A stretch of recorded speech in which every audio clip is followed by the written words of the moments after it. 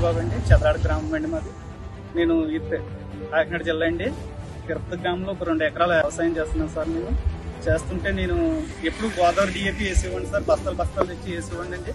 అప్పుడు వారమండల కంపెనీ వాళ్ళు nano DAP ఒక లీటర్ స్ప్రే చేయండి 1 ఎకరానికి అడిగారండి. అడిగితే ఫస్ట్ లో నేను డౌట్ పడ్డానండి, అది పని చేయదా అని అనుకుంటే ఆయన అన్నాడు, మీరు మామూలుగా ఒక హాఫ్ లీటర్ చేసి తర్వాత ఒక అరబస్తా పిండి వేసుకోండి, ఆ తర్వాత మళ్ళీ ఒక 15 రోజుల్లో ఉన్న 1/2 లీటర్ చేయండి, మీకు అవగాహన కలుగుతుందని చెప్పారు సార్.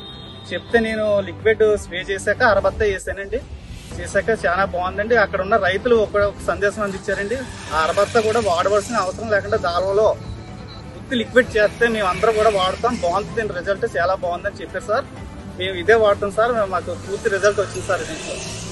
నమస్కారం సార్.